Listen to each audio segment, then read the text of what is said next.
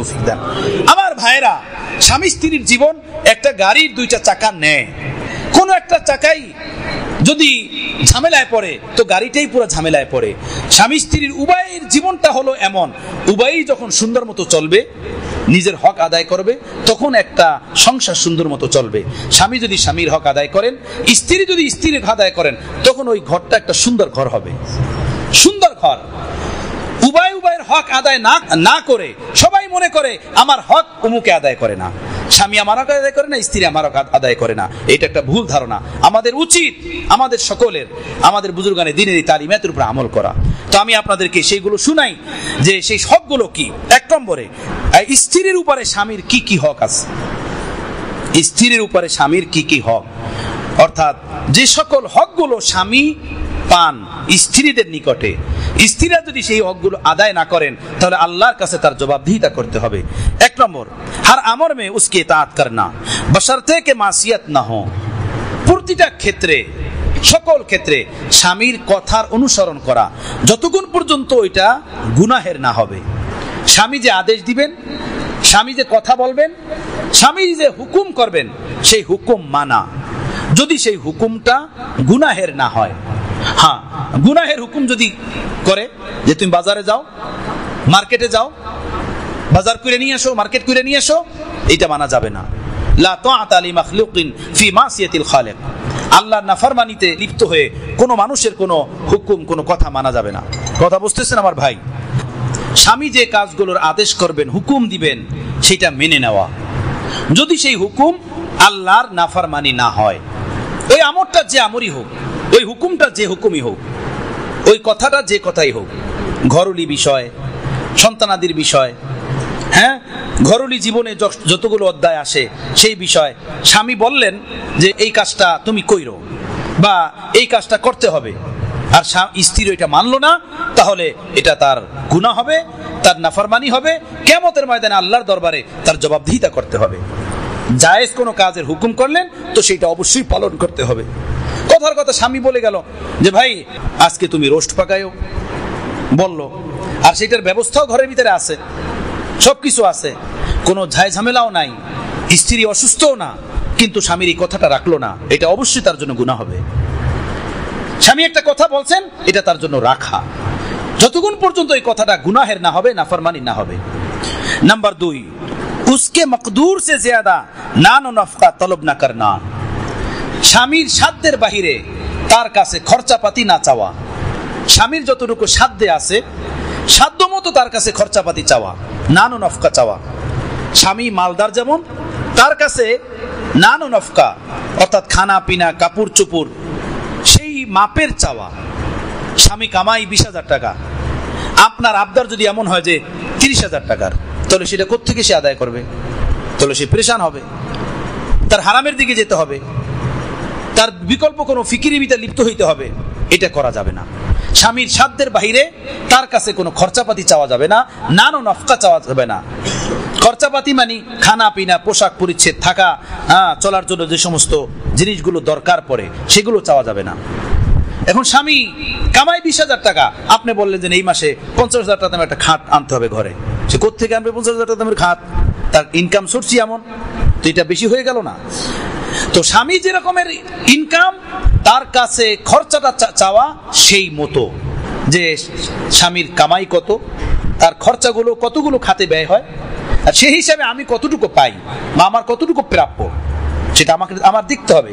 স্বামীর যদি এমন হয় তার বাবা মা আছে, তার বাবা মাকে দিতে হয়, তার ছোট ভাই বোন আছে, তাদেরকে দিতে হয়, হ্যাঁ, অথবা তার নিজেরই আরো বাচ্চা কাচ্চা আছে, তারা লেখাপড়া করে, তাদের লেখাপড়া খরচ দিতে হয়, ইত্যাদি ইত্যাদি, সেগুলো তো তার দেখতে হবে। সে যদি ভাবে না বাচ্চাদের লেখাপড়া আমি এটা বুঝি না, তোমার বাপ মা আছে তাদেরকে দিতে হবে সেটা আমি বুঝি না, হ্যাঁ, অমুক আছে তোমার বোন আছে গরিব তাকে দিতে হবে, স্বামী এটা বুঝি না, আমার এটা লাগবে, তুমি 20,000 কামাও, 10,000 আমার লাগবে, এটা তো হলো না, এটা তো হলো না।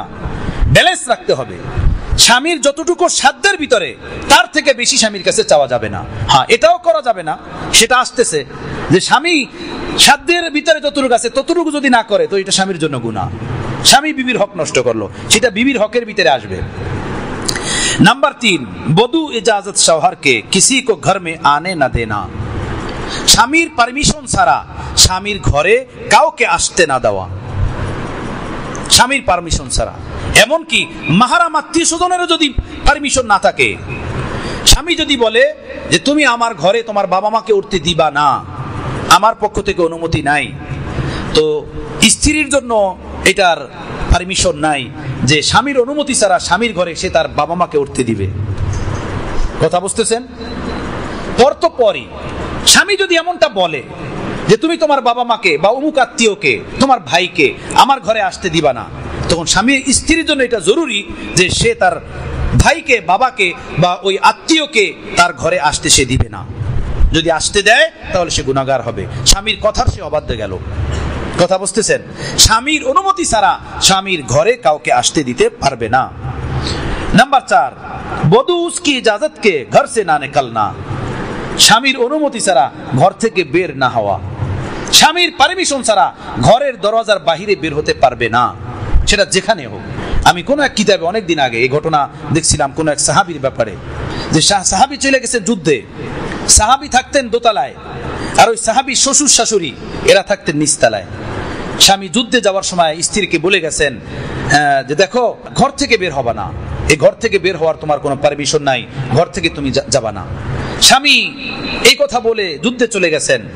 যাওয়ার পরে স্ত্রীর বাবা অর্থাৎ স্বামীর শ্বশুর সে মারা গেছেন, তারা নিচতলায় থাকে। কিন্তু স্বামীর কথা মানতে গিয়ে সে নিচতলায় আসে নাই। আপন বাবা ইন্তেকাল করছেন, তারা থাকেন নিচতলাতে, কিন্তু স্বামী বলছেন আমার এই ঘর থেকে তুমি বের হবা না। সেই স্ত্রী নিজের বাবার ইন্তেকালে হাজির হন নাই স্বামীর কথা মানতে গিয়ে। সুবহানাল্লাহ বিহামদি।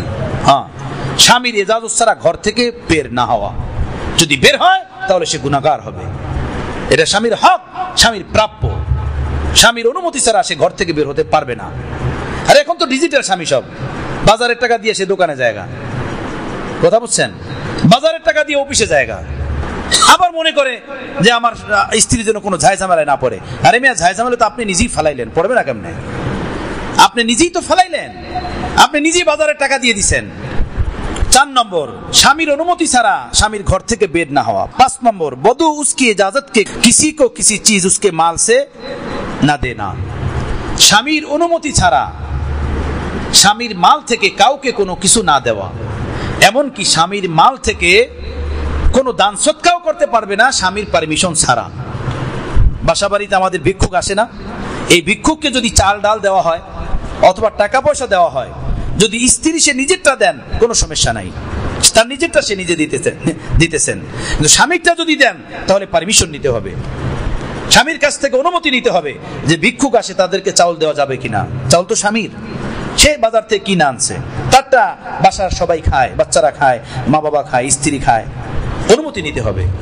এমনিভাবে টাকা রাখলো বাজারের জন্য, যদি বাজারের জন্য টাকা রাখে, যত টাকার বাজার করলো বাকি টাকা ফেরত দেওয়া ওয়াজিব, যদি না দেয় তাহলে গুনাহগার হবে। সেই টাকা থেকে দান সৎকা করা, মুসাফির আসলো, ভিক্ষুক আসলো, তাদেরকে দেওয়া অথবা মাদ্রাসা মসজিদে দিয়ে দেওয়া, এটা জায়েজ না, এটা গুনাহ। লেনদেন কাটায় কাটায় হওয়া দরকার, পয়সায় পয়সায় হিসাব হওয়া দরকার। কথা বুঝতেছেন আমার বন্ধুগণ? আমাদের প্যারে মুর্শিদ ঢালকানগরের হযরত দামাত বরকাতুহুম, হযরতের বড় ছেলে মাওলানা হাসান সাহেব, হযরত কোন বাজারের জন্য ওনাকে টাকা দিবেন। তিনি বাজার করতে গিয়ে ফোন করছেন, আব্বু টাকা তো আপনি বেশি দিবেন। বলে আচ্ছা, টাকা আমি বেশি দিছি, হতে পারে বেশি টাকা ভুল হয়ে গেছে। বাজার করছে, বাজার কইরা আইসা যত টাকা বাঁচছে না ওইটা ফেরত দিছে। ফেরত দিয়ে বলো, নাও আব্বু তুমি যে টাকা দিছি না, সেই টাকার এই এতগুলো টাকা ফিরছে, আর এইটা ছিল অতিরিক্ত যেটা তুমি গোনায় বেশি দিছো। হযরত বলেন, হ্যাঁ বেটা দেও। লেনদেন তো লেনদেনই, বাপ বেটার মধ্যে হোক না কেন, লেনদেন তো লেনদেনই, বাপ বেটার মধ্যে হোক না কেন। অর্থাৎ বাবা এবং সন্তানের ভিতরে যদি লেনদেন হয়, সেই লেনদেনটাও একদম স্বচ্ছ হওয়া দরকার, সুন্দর হওয়া দরকার। বাবা একটা জিনিস কিনতে দিছেন, সেটা কিনে বাকি টাকাটা সন্তান ফেরত দিবে, এটাই হলো লেনদেন। কথা বুঝতেছেন? হ্যাঁ, এইভাবে বাবাকে সন্তান কোন একটা টাকা দিলেন, যে আব্বা আপনি এটা খরচ করেন, বাবার জন্য উচিত ওইটা খরচ করার পরে বাকি টাকাটা তাকে দিয়ে দেওয়া। আর সে যদি বলে আচ্ছা বাবা এটা আপনি রাখেন, এটা আপনার কাছে ঠিক আছে রাখেন, তো রেখে দিল। এটা না যে দিয়া দিল বাকিটা রেখে দিল। বাবারটা ছেলে রেখে দিল আর ছেলেরটা বাবা রেখে দিল, এটা একদমই ঠিক নেই, এটা গুনাহের কাজ। অনেক বাবা এমন আছেন, এক ছেলে কামাই করে ঢাকাতে চাকরি করে বা কোনো মিল কারখানা অফিস আদালতে চাকরি করে অথবা বিদেশের বাড়িতে থাকে, সে সেখান থেকে টাকা কামাই করে পাঠান বাড়িতে, বাবা এখানে সব ছেলেদের পিছনে ওই টাকা খরচ করে, এটা জায়েজ নাই। শুনে নেই মাসালাগুলো, বুঝে নেই মাসলাগুলো, এগুলো দিন, এগুলো বদ্দিনই না, এগুলো দিনের কথা বলতেছি, ইসলামের কথা বলতেছি। এভাবে অহর এলাকায় হইতেছে, এক ছেলে বিদেশ পাঠাইছে, সে সেখান থেকে টাকা কামাই কইরা পাঠায়, তার কামাই করা টাকা এখানে সব ছেলে মেয়ের পিছনে ভাঙে, যেখানে মর্জি সেখানে ভাঙে, এটা জায়েজ নাই। হ্যাঁ, আপনি বলতে পারেন আমি আমার কামাইয়ের টাকা দিয়ে তাকে বিদেশ পাঠাইছি, আপনি যত টাকা